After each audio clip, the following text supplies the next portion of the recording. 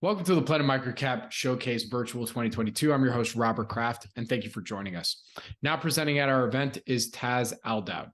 He is the executive director at PhosCo. It's a publicly traded company. The symbol is PHO on the ASX. And with that, Taz, take it away. Rob, I want to start by saying thank you for hosting us today. At PhosCo, we have an exciting story to share, and it's thanks to you and your team that we can get the word out far and wide to the global investment community. So before we do that, an important slide here being our disclaimer, which I would encourage all viewers to read when they have a minute to do so.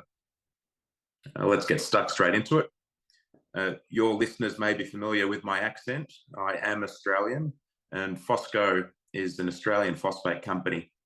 And why is phosphate as a commodity so important? Well, it's not optional. In fact, phosphate is critical. And there are some stats on this slide which show exactly why. Phosphate is used to make fertilizer, and 40% of your dinner table would not exist without it. It needs to be replenished every season in cultivated land where it's depleted. And what's incredible is that 90% of the world's phosphate comes from just 5 countries, and supply disruptions are in full swing. The US has imposed an import tariff on Moroccan and Russian phosphate. The EU and US have declared phosphate a critical commodity, and China agrees. So they've imposed an export ban, which essentially takes out a third of the global phosphate trade from their end. So Russia has also cut exports, and Russia also supplies all the gas that the Europeans use to produce their own fertilizer. So it's a bit of a double-edged sword there. You can see the price of rock phosphate has responded accordingly. The average price of the last 15 years probably sits at around $140 a tonne, but the current World Bank price is well north of that at $317 US a tonne. The agriculture industry is the biggest user of phosphate, and the tightened market conditions for concentrate are important in the context of global food security concerns. Now, as if those supply-demand fundamentals weren't compelling enough, another demand source has burst onto the scene in recent years, and that is LFP batteries, or lithium iron phosphate batteries.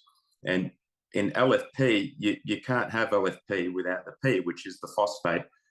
And in fact, half an LFP battery by volume is made from thermal phosphoric acid. So last year, installations of LFP batteries in electric vehicles in China overtook the traditional nickel and cobalt chemistries because of their low cost, and they're safe, they have low toxicity, they're reliable, they have a well-defined performance, longer life cycle, and just more stable, especially thermally. And because they're nickel and cobalt free, they're also recycling friendly. And this is something that isn't going away. It's actually the exact opposite. It's just becoming parabolic as a use case. Now, the market dynamics I've just highlighted mean the timing for PhosCo's development of the Chaketma Phosphate Project could not be better. So our vision is to build a world-class phosphate mine, hiring local people and attracting international investment. We will complete a bankable feasibility study, build a rock phosphate mine, and then value add to the operation by adding downstream processing to produce higher value end products. Honing in on the project itself, PhosCo has a 51% interest in a phosphate project called Chaketma in Tunisia, and project locations do not get much better. It's accessible by sealed road. There's a railhead located less than 35 k's away. Both gas and grid power are nearby. Gas is okay, but green alternatives are much better, and we have more on that later. There are multiple options for ports, so location-wise, it ticks all the boxes. And Tunisia itself has a well-established phosphate industry, having been a significant producer for many years, and they are a top 10 phosphate producer in their own right. So where is Tunisia? It's the northernmost country in Africa. It abuts the Mediterranean Sea, and it's a stone's throw from Europe. It's a wonderful place to visit and to do business. The native tongue is Arabic and French, and English is commonly spoken as well. They are one of the most established trading partners of the EU. I was just there a couple of months ago, and you really do forget where you are. It does not feel like an African country, if I can say that. It has a very strong European vibe, owing to the many nations that have come and brought their influences over the years. And for someone like you and I, Rob, who love a red wine, I can tell you Tunisian wine is some of the best I've ever had. A corporate snapshot here. So PhosCo's capital looks like this. We are listed on the ASX under the ticker PHO. We have 273 million shares on issue and a market cap of under 40 million. The top 20 own about 64%, and we are very tightly held. Lion Selection is our largest shareholder. They are an ASX listed fund and an active investor at that. They own 15%. And they are cashed up with $80 million in the bank. So it's good to have their support. We also have another fund on the register called PHO. They own 11%. And board and management have tons of skin in the game. We own 14%. So we are very aligned with shareholders. A bit more about board and management here. We're lucky to have a board with deep industry experience who've done this before, not just in Africa, but in all sorts of places around the world. Robin and Craig, who you can see there, are from Lion, who I just spoke about, and they've been involved in the investment and development of resource projects all over the world, most recently transacting on the Pani Gold project in Indonesia. Jan Janssen, bottom left there, has just been appointed as our project director, and he was instrumental in developing the 5 million tonne per annum phosphate mine at Al Jalamid for Ma'aden in Saudi Arabia. So it's great to have someone with Jan's experience on board. Donald is our esteemed geologist. He and his team in country and being country manager, putting that team together, they're credited with the vast work that has gone into defining this resource at Chaketma to what it is today. And Simon Illy has vast transactional and operational experience in Africa, working on Woodside's first ever international oil and gas project in Mauritania, amongst other things. And myself, I'm Taz. I'm actually a pharmacist and an investor, and this is a project that has me very, very excited. It's an absolute privilege to be on board, working alongside the rest of this team and letting investors know all about the project. Looking at Chaketma now, the first thing you'll notice is the resource is very large and at a good grade. Global resources stand at 146 million tonnes at 20.6% P2O5. There are 6 prospects, and that resource is defined from drilling at just 2 of the 6 prospects. They're called Cal and GK. So Cal is lower screen there, sort of the yellowy green colour, and GK is up top there in red. The resource has undergone a review this year, which has seen an increase in total size and confidence, which will underpin the scoping study due to be released shortly. The mineralisation is a mesa style. It's simple, it's outcropping, it's exposed on all sides. At Cal, drilling has only occurred on half of the mineralised surface area to deliver 55 million tonnes at that prospect. For GK, resources stand at 90 million tonnes.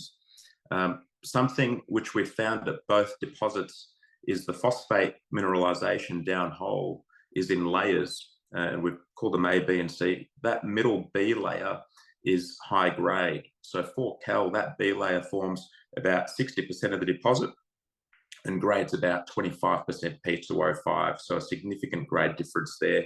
And at GK, it's about 3/4 of the deposit that actually goes up to about 23% phosphate. So that gives us potential optionality when looking at mining methods and processing methods to potentially focus on high-grade material if there are some operational cost advantages, which would be obvious to listeners there. So just on that, the metallurgical test work has been done and conducted on the material, and it showed that Chaketma product can be brought up to a high-quality, saleable product quite easily, recovery of at least 80% to deliver a 30% plus P2O5 product. Again, as great as this result is, there remains a scope to optimise processing by focusing on that high-grade B layer. But this is a significant result at Chaketma. A cross-section here of that Cal deposit. It's a really nice cross-section because it shows the continuity of the mineralisation. It's predictable, it's thick. You can see that high-grade material in that B layer is in brackets there. So, 22 meters at 24%, 13 meters at 25.5%. A scoping study done in the project's early stages put the stripping ratio at 5.1 or less in the first 10 years. But pleasingly, the resource, which was released subsequent to that, is significantly better than the exploration target that was used in the scoping study. So the revised numbers you would expect will incorporate the new resource and be better than that stripping ratio again. So that study is due imminently. There are loads of optimization opportunities I've touched on, and they're all laid out here, but the one which stands out is the direct chip potential, not just from that high-grade B layer at both prospects, but the other prospects that within this project. The SARB project is direct chip potential material. It's at surface. It's had a drill hole put in it, which was high grade, and that is something we'll be looking at as a potential means to bring forward cash flow during development. ESG is a big focus on the way we take this project forward. Our ultimate aim is to produce phosphate concentrate using less water, zero coal, with no phosphogypsum as a waste product. As a part of our feasibility studies, we'll be looking at wind and solar routes, as well as assessing various proposals which aim to facilitate a green shift in the way phosphate fertilisers are produced. The importance of sustainability and best environmental practices cannot be understated, which is why we've engaged the best. It's a group called ASF Consulting, and they are leading our ESG strategy in country. They are also engaged by the big development banks that all of the listeners would know to carry forward some of their ESG work programs. So people like the African Development Bank, EIB, and most recently they won a tender for the World Bank with one of their projects. So we are very pleased to have them involved in Chaketma. So after the busiest year in the company's history, this is where we are now. The resource upgrade has been successfully completed. A mining concession application has been submitted to the Tunisian government. Discussions with banks are underway to finance development of this project, and the scoping study is largely complete and will be released imminently, proceeding to a BFS thereafter. Now, despite this year being the busiest so far, when additional opportunities occasionally arise that hold great promise, when these things present themselves, you'd be silly not to look at them. And indeed, that's what has happened here. It's a benefit of having a team in country who know it very well, and the opportunities that are there. Sakana, on the left of screen, is a large phosphate prospect, some 10 kilometres from Chaketma, so obvious synergies there. And PhosCo has applied for that permit, if granted, would be 100% PhosCo's. And similarly, a 9 kilometre long copper gold anomaly, which looks very interesting and has had some historical work done on it in the north there, has grades of 1.7, 1.2 grams gold in rock chips over 9 kilometres, plus high grade copper. Both of those await grant, but it's something that shareholders should look forward to, hopefully in the coming months. So bringing that all together, the opportunity is this: PhosCo is developing a phosphate asset of global significance, and phosphate is not optional, it's critical. The situation surrounding its supply is tighter than ever, with prices soaring to record highs. The North African region contains 70% of the world's phosphate reserves, and PhosCo is the only ASX-listed company that owns a phosphate asset in this region, owns and controls. In Tunisia, where the phosphate mining industry is well established. Discussions are underway with the government, and a mining concession application has been lodged following positive early engagement with commercial and investment banks. And we have a leadership team with deep experience and loads of skin in the game who are aligned and working flat out to deliver value. To that end, the next big news flow item is the scoping study, which we are working hard on completing and getting out. So it's a comprehensive body of work and due imminently. So watch this space. And thank you for having us. All right, Taz, thank you very much for your presentation. A few questions, if you don't mind. So Yeah, sure thing. So first things first, in most of my conversations with junior mining companies in Africa, probably the number one question that always gets asked is about geopolitical risks. I know you mentioned literally right here on the slide is the positive early engagement with Tunisian government, but can we just address that for maybe some of the past companies that have also worked in the country, some of the other mines? Just love to hear some more there. Yeah, sure thing. So it's hard to talk about other phosphate mines because in country, a lot of those are state-owned. Indeed, in all of North Africa, most of them are state-owned, from Morocco all the way to Tunisia. And political risk in this region is, to be honest, probably considered the greatest risk if you talk to investors.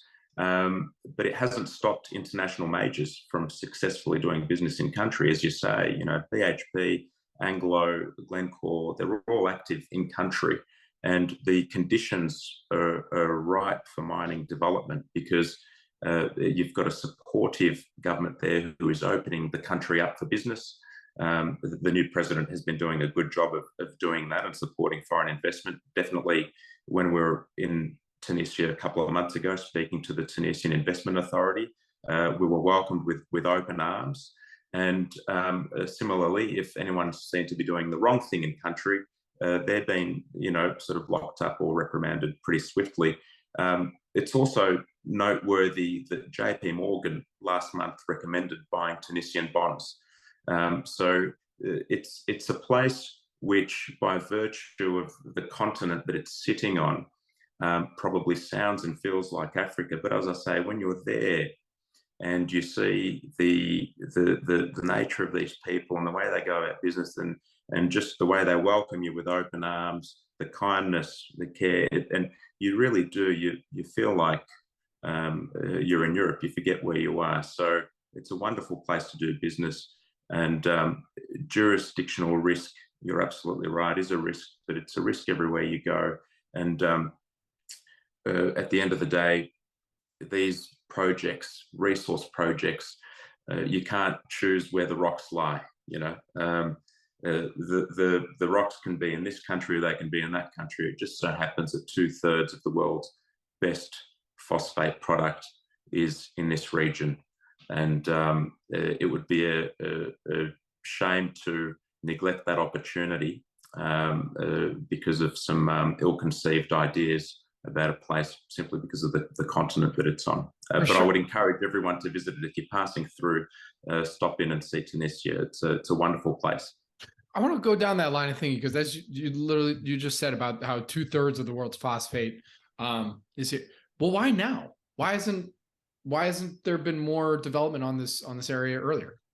Yeah, well, it's a good point. The supply-demand equation has only really tightened up this hard just recently. If you look at what's happened with China, China commands 1/3 of the world's phosphate trade, and they've just banned exports for the foreseeable future. That's 1/3 of the market now gone. You've got the Ukraine and Russia situation, which has exacerbated things. And again, China, Russia, Ukraine, these aren't things which will just resolve instantly or overnight. The Moroccans have vast phosphate reserves, but ramping up production isn't as simple as pressing a button. And there's also tariffs on their product for various reasons from the EU and the US. So, and a lot of the guys that are producing rock phosphate actually downstream processing and value adding to their product to try to go to MAP and DAP. And so that removes rock off the market. And that's why we've seen the rock phosphate price do so well as well. So look, there's a number of reasons. It's a bit of a perfect storm. It's not one reason. There's a number of things that have caused this surge in the price. And they're not things which will resolve quickly, in my view, and the view of the analysts that we follow. Absolutely. So, being a junior mining company, I mean, we're in tough markets right now, just in general. What would you say are some of the measures that the company is taking to mitigate some of the macroeconomic pressures that most microcaps are facing across the board? Yeah, well, it's a very good question, and it is a challenging time in the markets. I guess the most important thing to remember is that the board and management have extensive skin in the game. We are aligned with shareholders. We own 14% of the company, and the shares are bought. You know, we've put our own skin in the game, and so we quite frugal at times with spending. You know, we are not splashing out or spending unnecessarily. Anyone can look at the annual report and see what we pay ourselves compared to other companies. We're not in this for a salary. We're in this to develop this thing and produce an asset that will deliver benefits not just to shareholders but to the country, to Tunisia, for many years to come. So to that end, you know, we're taking our salaries in cash and shares, you know, to reduce expense. Operating overseas.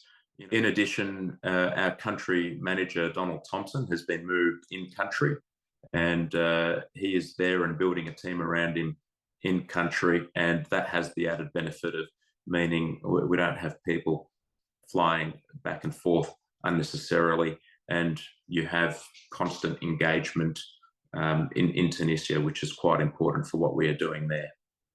Very good. All right, well, Taz, we're there, man. Thank you so much for your presentation, as well as answering a few of my questions. For everybody listening in, thank you. Thank you for participating. Have a great rest of your conference. And Taz, thank you again. Thanks, Rob, and thanks everybody for tuning in.